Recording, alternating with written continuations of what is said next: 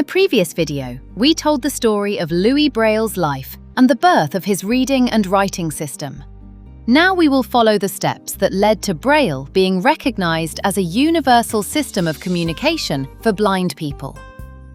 In 1839, Braille also devised a system for representing Latin letters, again using raised dots, with cells up to 10 dots in height. This method, called raphigraphie and known in English as decapoint, was intended to allow sighted people to read texts produced by blind people.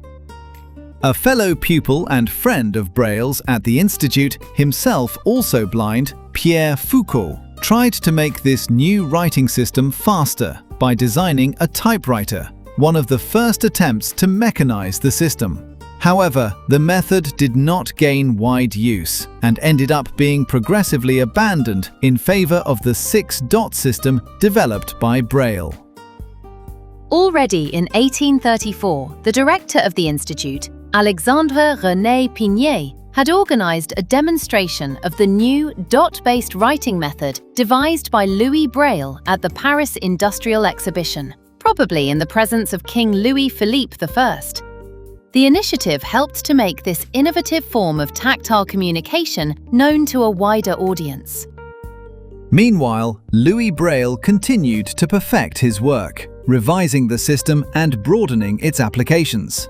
In 1837, he published the second edition of The procédé pour écrire les paroles, la musique et le plein chant au moyen de points à l'usage des aveugles, in which he presented in an organized manner the dot code he had devised. The following year, in 1838, the volume devoted to mathematics was published, entitled Petit memento d'arithmétique à l'usage des commençants.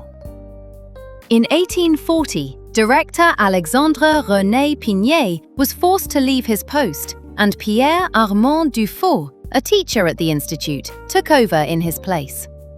After the change of leadership and years spent in buildings that had by then become dilapidated, in 1844 the work was finally completed on a new premises for the Institute, intended to become its permanent home and still in use today.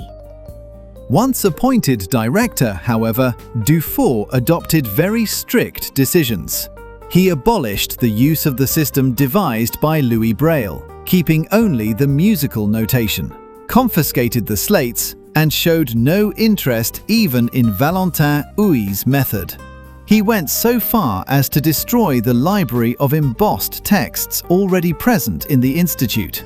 He preferred to introduce new embossed printing systems based on traditional characters, and also experimented with a method devised in Great Britain. At the same time, he promoted a general scaling down of the education intended for blind people. The Institute's students, however, did not give up. They continued to use Braille's system in secret, even at the risk of severe punishments.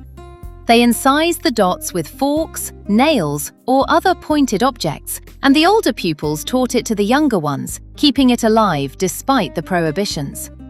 Dufault's assistant, Joseph Guadet, observing the students' behavior closely, became a convinced supporter of Braille and learned to use it on his own. He succeeded in persuading Dufault to change his attitude, and finally, the Braille system not only came to be accepted again, but was also fully supported and valued by the director. In those years, Louis Braille, who had become a teacher at the Institute, contributed to producing the first texts in his system to enrich the school's new library. After the death of Louis Braille in 1852, his system was officially recognized in France in 1854 as a method of communication for blind people. The Institute then became a particularly active center of experimentation. Victor Ballou, a pupil and later a professor at the Institute, devised around 1860 a system of shorthand writing, a method of rapid writing based on the sounds of words rather than their spelling. This idea, however, proved difficult to learn and never became widely used. Together with Leavitt, around 1867, he solved a problem that made Braille books enormously bulky and expensive. Until then, printing was done on only one side of the sheet because the raised dots on the front would have crushed those on the back.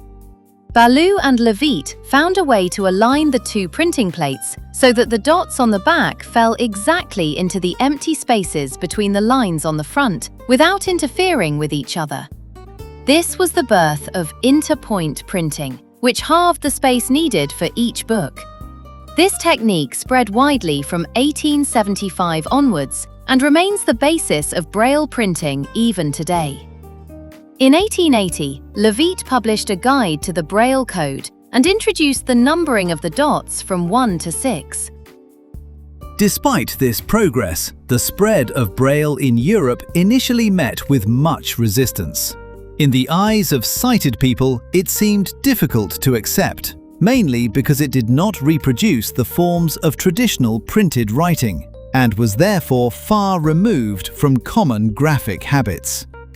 An important turning point came in the United Kingdom, thanks to Thomas Rhodes Armitage, a wealthy doctor whose sight had always been fragile and who, in 1866, had to give up practicing his profession because he could no longer read.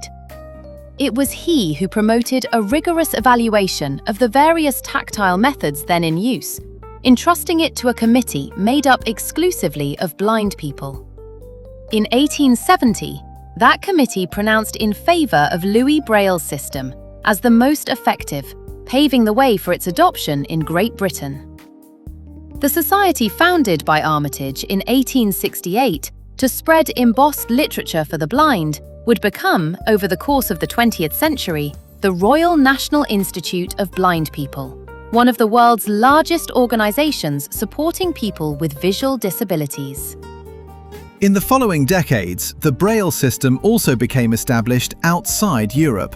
In 1860, it arrived in the United States, where it was adopted by the Missouri School for the Blind in St. Louis, the first American institution to use it.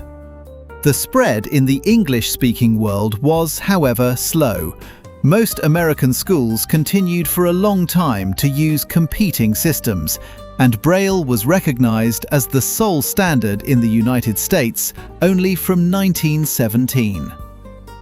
In 1878 came the most significant international recognition. The World Congress for the Improvement of the Lot of the Blind and the Deaf-Mute, held in Paris from 23rd to 30th September, voted by a large majority in favor of the generalization of the Braille system in its original form, recommending its adoption in all countries of the world. From that moment, a process of progressive unification between the various countries began, which led in 1932 to the definition of a common standard for the unified English Braille system, jointly approved by the British and American committees. In the post-war period, the path towards internationalization intensified.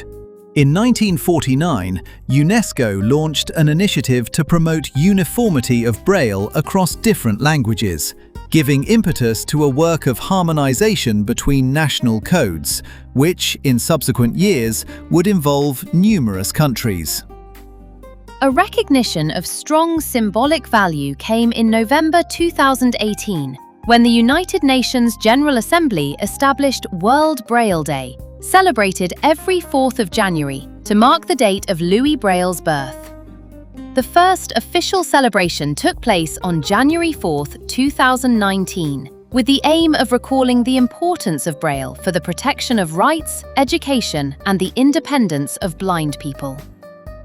Today, Braille is adopted throughout the world and adapted to numerous languages. Alongside the literary code, specialized systems have been developed, such as the Nemeth code and the 8-dot lambda code for mathematics, and a code for chemistry. Braille musical notation had a more troubled path, achieving unified recognition only in 1996, thanks to the patient and intense coordination work carried out by the American musician Betty Krolik, who oversaw the compilation of the International Manual of Braille Music Notation on behalf of the Music Subcommittee of the World Blind Union. From that standardization process came the Braille Music Markup Language format, a standard for the digital encoding of Braille music notation, and the Braille Music Editor music publishing program, which allows blind musicians to read, write, convert to music XML, and print Braille scores independently.